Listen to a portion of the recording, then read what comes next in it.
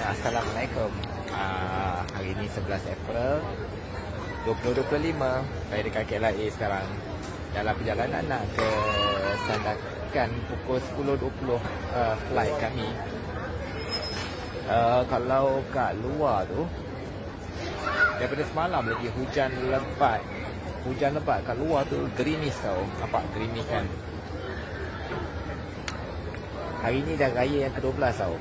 Tengok keliling, wah lengang je. Tengok keliling, wah tak ramai orang. Kalau tidak, kalau raya pertama, raya kedua, raya ketiga memang penuh lah. Ni lengang sikit lah. Dah raya yang ke-12, raya ke-12 Syawal. So suasana dia lengang lah. Aku harap-harap dalam flight pun nampak lengang je. Sekarang dah pukul 8.37.